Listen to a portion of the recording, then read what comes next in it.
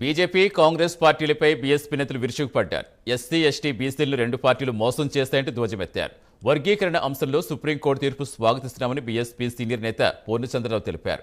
Parliament స్థాయిలో సీట్లు కేటాయించాలని, అప్పుడే న్యాయం జరుగుతుందన్నారు. భవిష్యత్తులో ఏపీ తెలంగాణలో పార్టీని బలోపేతం చేస్తామన్నారు.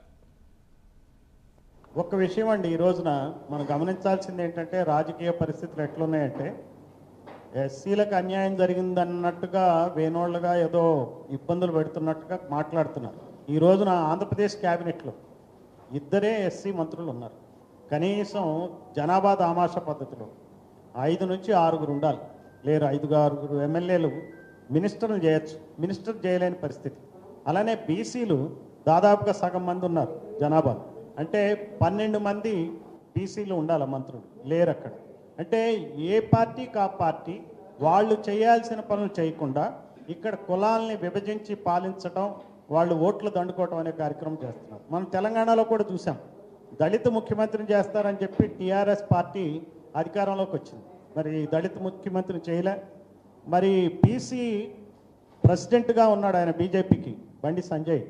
మరి ఆయన్ని ఆ ప్రెసిడెంట్గా కూడా ఉండనివ్వని పరిస్థితి, ఆయన మార్చేశారు. అలానే ఇక్కడ దళితుడు డిప్యూటీ సీఎంగా ఉన్నాడు ఆయన ముఖ్యమంత్రి అయ్యేటువంటి ఏ కాంగ్రెస్ అయితే విమర్శించిందో కేసీఆర్ని దళిత ముఖ్యమంత్రి చేస్తాను అని చెప్పి చేయకుండా ఉన్న ఈ కాంగ్రెస్ దళితుడిని మళ్ళీ ముఖ్యమంత్రి చేయలే. ఇప్పుడు ఇక్కడ ఉన్నటువంటి కాంగ్రెస్ పార్టీకి పిసిసి ప్రెసిడెంట్ అవుతాడా చూడాలి.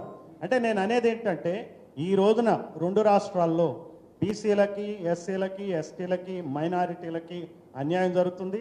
ఈ దృష్టితోనే మేము పనిచేస్తాం. బహుజన సమాజ్ పార్టీ ఈ మెసేజ్ని ప్రజల్లోకి తీసుకెళ్తాం, ఆ రకంగా మేము పనిచేస్తామని చెప్పి మరి ఈరోజు మీరు వచ్చారు. మీ సందర్భంగా మీకు తెలియజేస్తూ మరి ఈ కార్యక్రమానికి వచ్చినందుకు మీకు థ్యాంక్స్ చెప్తూ